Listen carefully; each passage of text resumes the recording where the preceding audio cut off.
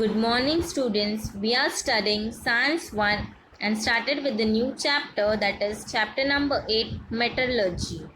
In this chapter, we are going to study about the physical, chemical properties of metals and non-metals and even various concepts of metallurgy. These are the following contents that we are going to study in detail in this chapter. But before that, let us see this. As you know, Earth was born about 4.5 billion years ago. Various formative processes have been taking place in the core of the Earth and its surrounding since its creation till today. These have resulted in the formation of various ores, liquids, and gases. The substance around us are in form of some or the other elements or their compounds. In the beginning, elements were classified in accordance with their chemical and physical properties into the types metals, non-metals and metalloids. This you have seen in the previous chapter as well. And these are used even today. Now we are going to study about the characteristics of physical and chemical properties and will get more information from that in this chapter. So let us start first with the physical properties of metals. Metals exist mainly in solid state except mercury and gallium, which are in liquid state at room temperature. Metal possesses luster. The metallic luster goes on decreasing due to exposure to atmospheric oxygen and moisture, and also in presence of some reactive gases. Metals have the property, namely ductility and malleability, which means that you can draw it into wires or beaten into sheets. Similarly, all metals are good conductor of heat and electricity. This you have studied in the lower standard as well. Generally, all metals are hard, but alkali metals from group 1 such as lithium, sodium and potassium are exception. These metals can be cut with knife as they are very soft. Metals have high melting and boiling point. For example, tungsten metal has the highest melting point, about 3422 degrees centigrade.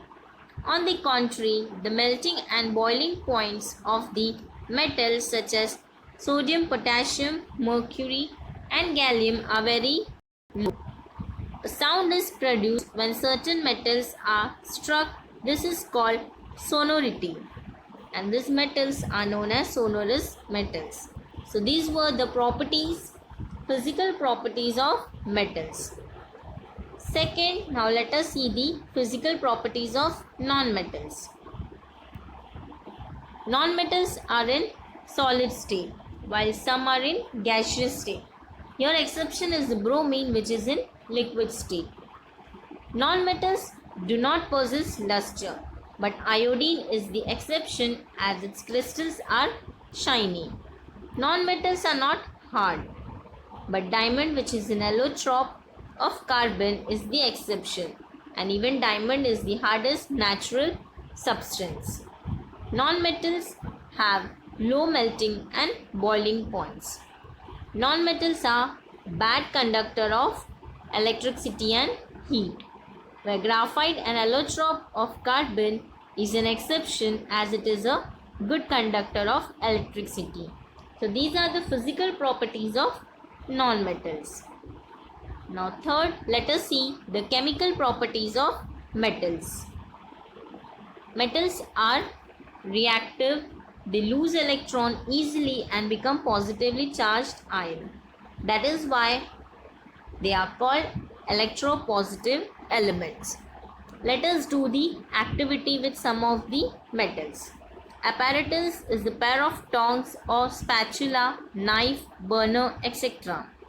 Chemicals are sample of aluminium, copper, iron, lead, magnesium, zinc and sodium metals.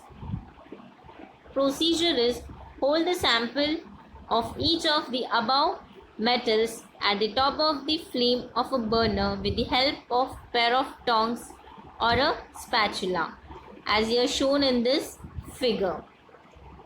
Then here are framed some questions that you will observe while doing this experiment. So first question is, which metal catches fire readily? What do you think?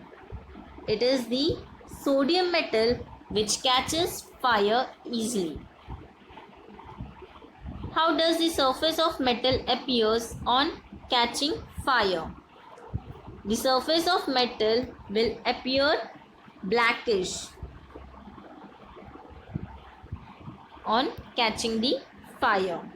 What is the color of the flame while the metal is burning on the flame? The flame will turn blue. Okay, so these were the observation for this following questions.